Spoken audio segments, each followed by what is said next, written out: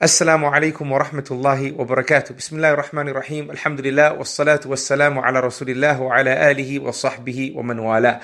I welcome you to our first episode of Dhul Hijjah Diaries.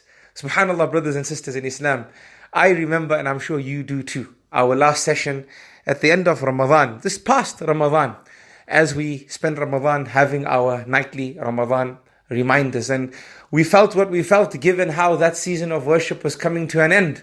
And here Allah subhanahu wa ta'ala blesses us with yet another season of worship, the first 10 days of the Hijjah.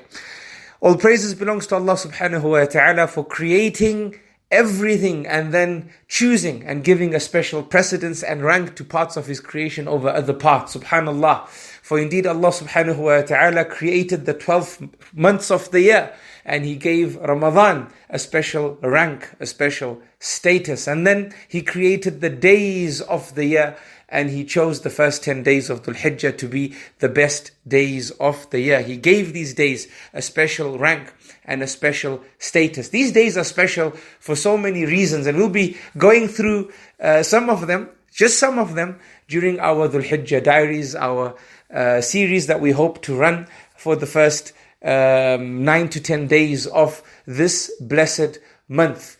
It is special because it is part of the 4 sacred months, and we'll discuss this in upcoming episodes. It is special because it houses the best day of the year, and we'll be discussing this as well, inshallah, during the series. It is special because it is the home of the 5th pillar of Islam, the Hajj. The Hajj, subhanallah. And inshallah, we will also discuss matters pertaining to this in our upcoming, in the upcoming episodes of our series. But for today, I want to touch on the crux of why these days are special, both for those performing the pilgrimage and for those who are residents at home, living through this season of worship. And to highlight the crux of why these days are special, I bring your attention to the hadith of Ibn Abbas radiyallahu anhuma, may Allah be pleased with him and his father Abbas. He reports that the Prophet sallallahu alaihi wasallam said that there are no days in which righteous deeds are more beloved to Allah than these 10 days. The people asked, O Messenger of Allah, not even jihad and striving for the sake of Allah? He said, not even jihad or striving for the sake of Allah, except in the case of a man who went out in the path for jihad, giving all of himself and all of his wealth up for the cause, and he returned back with nothing. And he came back with nothing. Subhanallah. I mean, just imagine the Prophet ﷺ teaching the reality of life to his companions and to us.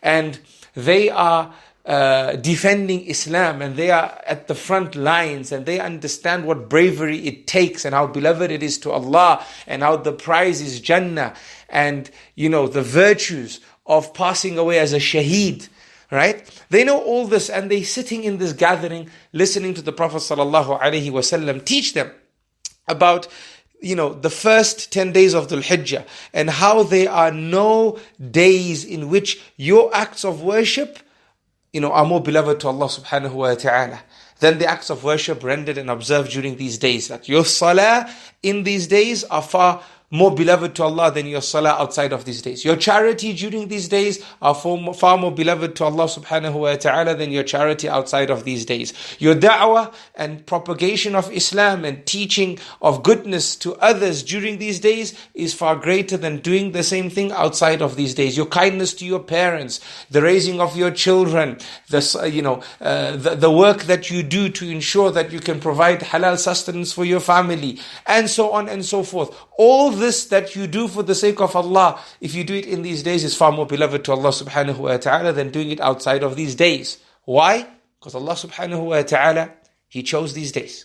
He is in charge, right? He does what He wants, when He wants, how He wants. He creates what He wills. He raises in rank days over other days, months over other months, create parts of His creation over other parts of His creation, lands over other lands, and so on and so forth. Allah does this. Allah has chosen these days. Allah has honored us with these days. He's given us life to witness these days. We know that there were people with us last Ramadan and the last days of Dhul Hijjah. They're not with us now. La ilaha illallah. Who knows where we will be next year? Above the ground or under the ground. Allah has brought us these days. We have to bring it. The same message I said to you before Ramadan, this past Ramadan, I mention it to you again. Brothers and sisters in Islam, we have to bring it.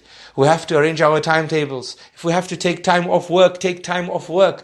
Do what you need to do to apply yourself for the sake of Allah subhanahu wa ta'ala. Just like you did in Ramadan, increase that recitation of the Quran. Fast as many of these days as you can. If you can fast all 9, do all 9. If you can't, do every Monday and Thursday. If you can't, then every Monday or every Thursday. If you can't, then at least the 9th. Do what you can. But the more you can do, the better. Why? Because as we've said, there's no greater deeds in reward than the deeds offered during this season of worship. In another narration, he says that Ibn Abbas, the same companion, he says that the Prophet ﷺ said, there is no deed more precious in the sight of Allah, no greater in reward than a good deed done during the 10 days of sacrifice, meaning the 10 days of Dhul Hijjah. And the companions asked the Prophet ﷺ the same thing, that, not even striving in the path of Allah. And the Prophet ﷺ replied back to them with the same reply. So, as we were saying that, imagine sitting in this sitting and the Sahaba doing what they're doing, and then they hear this, right?